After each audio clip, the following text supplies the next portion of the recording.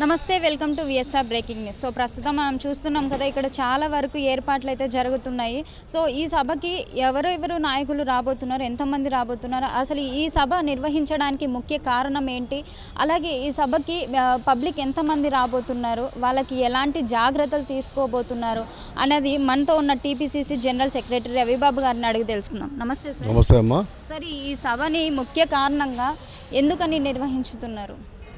గ్రామ స్థాయి నుండి పార్టీని బలోపేతం చేసే దిశగా ప్రభుత్వం చేపట్టినటువంటి అభివృద్ధి కార్యక్రమాలు, సంక్షేమ ఫలాలను కింది స్థాయి నుంచి తీసుకురావడానికి ఒక వేదిక, ఆ వేదిక ప్రకారం ప్రతి ఒక్క గ్రామ స్థాయి అధ్యక్షుల నుండి రాష్ట్ర స్థాయి వరకు, జాతీయ స్థాయి వరకు అందరినీ పిలవడం జరుగుతుంది. పిసిసి ప్రెసిడెంట్ మహేష్ కుమార్ గౌడ్ గారి ఆధ్వర్యంలో ప్రదేశ్ కాంగ్రెస్ కమిటీ యొక్క ఏర్పాట్లను చేస్తుంది. సార్, ఈ పబ్లిక్ ఎంతమంది రాబోతున్నారని మీరు అనుకుంటున్నారు? దాదాపుగా 15,000 నుంచి 20,000 మంది వరకు డెలిగేట్స్ అంతా. పబ్లిక్ మీటింగ్ కాదు ఇది, డెలిగేట్స్. అంటే పబ్లిక్ మీటింగ్ అంటే 10 లక్షల మందితోటి 20 లక్షల మందితో పెట్టగలుగుతారు, కానీ ఇది డెలిగేట్స్ మీటింగ్ అనమాట. 15,000 నుండి 20,000 మంది తోటి ఏర్పాట్లు చేస్తున్నారు. ఇప్పుడు చూసుకున్నట్లయితే మనకు డైలీ వర్షాలు పడడం జరుగుతున్నాయి. ఇలాంటి సమయంలో ఒకవేళ వర్షం పడేలాగుంటే ఎలాంటి జాగ్రత్తలు తీసుకుంటున్నారు వాళ్ళు? ఇప్పుడు మీరు చూస్తున్నారు కదా ఏర్పాట్లు, వర్షం వచ్చినా ఎటువంటి ఇబ్బంది కలగకుండా అందరికీ క్షేమంగా రక్షణ చేయడానికి ఏర్పాటు జరిగింది. కాంగ్రెస్ పార్టీలో మీకు ఒక విషయం చెప్పాలి, రాజీవ్ గాంధీ ప్రధానమంత్రి ఉన్నప్పుడు దాదాపుగా 15 లక్షల మంది, 10 నుండి 15 లక్షల మంది, సోనియా గాంధీ గారు కూడా ఆ రోజు రాజీవ్ గాంధీ గారితో ఉన్నారు. జింకానా గ్రౌండ్స్లో పెద్ద మీటింగు, పెద్ద వర్షం, దాదాపు 3 గంటలు ఎడతెరపలేని వర్షం కురిసింది. ఆ టైంలో కూడా కార్యకర్తలు కానీ ప్రజలు కానీ కదలకుండా, ఈవెన్ రాజీవ్ గాంధీ కూడా ఆ వర్షంలో తడుస్తూ ప్రసంగం చేయడం జరిగింది. ఆ ప్రసంగాన్ని విని అందరూ కార్యోన్ముఖులై ఉండటం కాంగ్రెస్ పార్టీకి. కాంగ్రెస్ పార్టీలో అది ఉంది.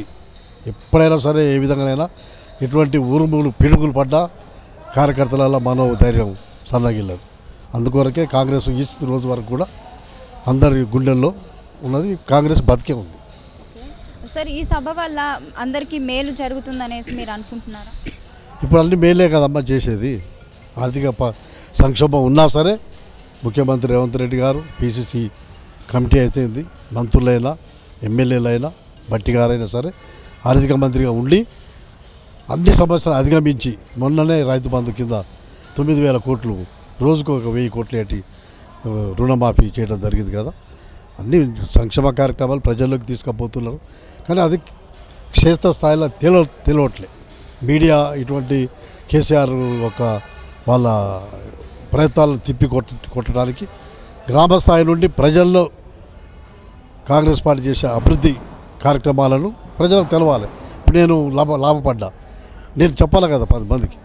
ఆ ఉద్దేశంతో ఈ యొక్క కార్యక్రమం మహేష్ కుమార్ గౌడ్ గారి ఆధ్వర్యంలో, ప్రదేశ్ కాంగ్రెస్ కమిటీ యొక్క ఆధ్వర్యంలో జరుగుతుంది. ఓకే సార్, చూస్తుంటే ఘనంగా ఏర్పాట్లు అనేది జరుగుతున్నాయి. సో ఇది సక్సెస్ అవుతుంది అంటారా? ఖచ్చితంగా ఏ రోజు కూడా కాంగ్రెస్ పార్టీ ఏ కార్యక్రమం చేసినా ఫెయిల్యూర్ అనేది నిఘంటువు లేదు. మీరు ఎప్పుడైనా తెలుసుకోండి, చరిత్ర ఎప్పుడైనా ఎన్ని అవాంతరాలు వచ్చినా ఎప్పుడైనా successful Congress party. Subscribe us and press the bell icon for more interesting updates.